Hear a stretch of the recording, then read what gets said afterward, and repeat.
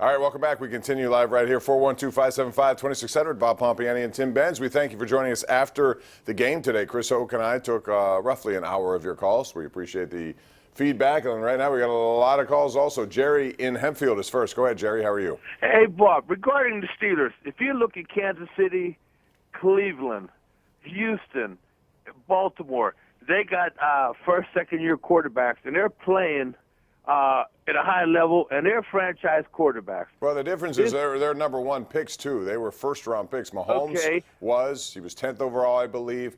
Jackson, I liked Lamar Jackson coming out of Louisville. The difference is once you get beyond the first round, it's hard to find guys who do those kind of things.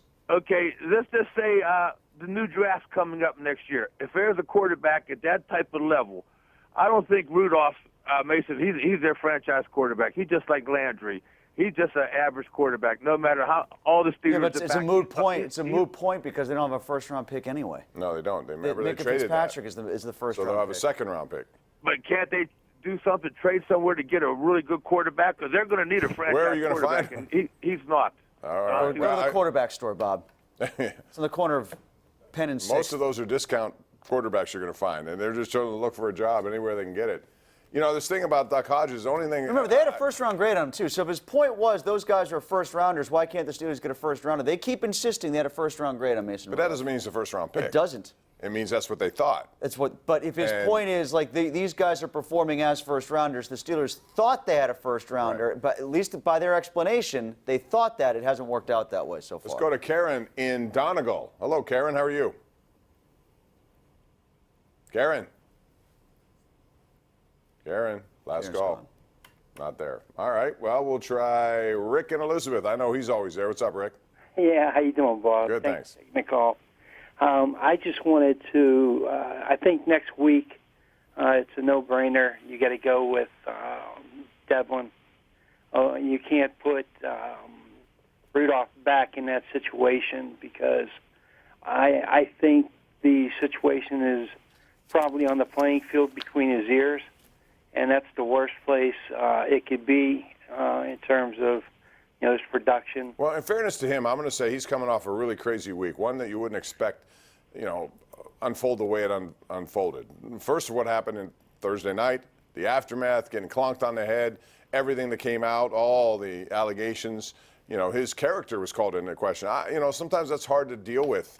Thank you for the call, Rick. And I don't know how much that played into it, but this is a kid who's dealt with adversity. He says he's done it before. He's going to do it. It's all part of being in the NFL. So I'm not ready to give up on Mason Rudolph. What I am ready to do is try to do what's best, I think, for this particular week. And that can change after one quarter, by the way. And it's not just between the ears. I think it's also his feet. I don't think he's all that great moving around in the pocket. I think it's his arm. He's not as accurate as I thought he would be. I think it's his eyes. I don't think he's reading defenses as well as I thought he would. I thought some of these elements of his game, especially the accuracy component and the reading of defenses, would be further along. I always kind of wondered how Grady would be moving in or out of the pocket. Hodges seems to be better there.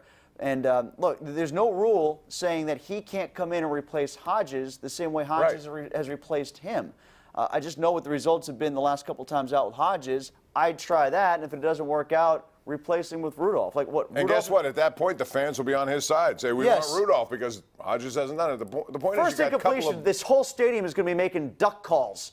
Like they have the dog masks and the dog biscuits in Cleveland. Everybody's going to show up with a Daffy Duck or a Donald Duck mask on Sunday calling for Hodges if Rudolph is the starter. To your point about the accuracy, the last pass Rudolph threw today was a bounce pass at the feet of a receiver, and that was that first possession of the second half, and that's when Mike Tomlin made his decision, and it was a good decision. And yet too many people are trying to break down Hodges' day and say, well, look, after that 2 for 290 yards all of a sudden, okay, after that, everything changed. They were trying a lot of times just to hand the ball off to kill clock. Well, he wasn't great. He wasn't great. He wasn't great. But he came in cold. He hasn't played in how long? And the first 2-3 passes he threw were right on the money. And I like that. In stride, it makes a difference. Well, he lets the ball go, like you said, and if a guy is open, he's more likely to complete a mid-range pass like the one you saw to Washington. For as open as Washington is, I don't know if Rudolph makes that throw. I think in time Rudolph will make, and he has when he was going well earlier in the season at home specifically. He was making throws on the money. So again, I'm not ready to give up on him. I'm just ready to do what's best for the team if they think that's the best. However, you listen to Mike Tomlin. You saw that quote.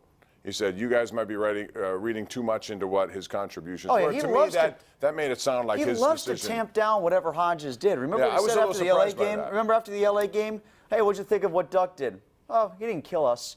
He literally said that. He didn't kill us. He did enough to get us out of the stadium alive. There's like this really low ceiling that they seem to have with Hodges, and I don't think there's that much space. I don't think there's nearly as much space between what Hodges and Rudolph have put out there on tape so far. Given where they were at 1-4, at a place they hardly ever win in the West Coast, I thought that was a monumental win for them, and it triggered a 4-game win streak, and it was important. All right, let's go out to Matt in Greentree. What's up, Matt? How you doing? Hey, how you guys doing? We're good. Hey, I just wanted to say I would have thought Tomlin would have made this move a lot sooner because in the last 3 games that Rudolph started, the offense has 2 touchdowns. I have like the sequence of it. 2 touchdowns, and in his last 28 passes, he has 5 INTs. I just, like Tim just alluded to, I just don't know why. Even Hall of Famer Rod Woodson said during the Cleveland game he doesn't understand why, coming out of halftime, why Tomlin wouldn't go to Hodges. Like, what's the reluctance? Is it because he's an undrafted free agent? I think it's admitting that they're wrong. I mean, like there's an element of, like we just talked about, whether he's a third rounder or not, they have wedded themselves to the notion that he is a first rounder. They keep saying put a first round grade on him. So given that, it's easy to just sit the guy who's the undrafted free agent, and it's awfully hard to choke back and say we're not going to play the guy that in our heads we thought might be a successor to Ben Roethlisberger, and we can't even play him to get through a partial season. Yeah, I agree. Let's go out to Mike in Oakland. Hey, Mike, how are you? Hey, Bob. How you doing, my friend? Good. What's up? Hey, Tim. Listen, just quick, Troy Aikman criticized a lot of footwork and issues on Mason Rudolph last week, and the announcer today had some critiques for Mason. So there seems to be some basic footwork issues with him, and maybe he can correct that. But I just want to briefly touch on Pitt. What do you guys think of Narduzzi as the future for Pitt? Do you think this guy is really the answer? I mean, that was such a stinker yesterday. I mean, his team, he doesn't recruit well on the offense. Look at our offense, year 5 with Narduzzi, and we have literally no skill players on the offensive side. I would agree that year 5 I expected more. I was telling Tim earlier, I was looking at the rankings right now. They're 59th in the country. I would expect a better ranking than that. And how many top 25 finishes have they had as a program here over the last 3 decades? Not many. I don't know. I just think that they're mired in the same old. Yeah. There's not that much difference between Todd Graham to Paul Christ from Dave Wannstedt to what Pat Narduzzi is. I mean, they like Narduzzi because he's a raw, edgy guy, and you feel like you're watching a real football program because, he does the varsity blues routine. But you know what? I don't see all that much difference as to where the program is now as opposed to some of those other coaches that I just rattled off. They're still a mid-range ACC team, and that's not saying very much. No, and the thing is I got to go to break here, that I didn't like the fact that he punted from the 38-yard line of enemy territory when you're down a couple of scores. There's no reason for that. At that point, you got to try to win a game. You forget all that, much like I didn't like how today Zach Taylor was kicking field goals for an 0-10 football team. That was unbelievable. There's no what are you reason doing? for it. I mean, you're 0-10. Go for it. It's a typical NFL approach to how they do business. Anyway, we've got to go to a break. We'll do it and come back with more of your calls right here on Pittsburgh CW.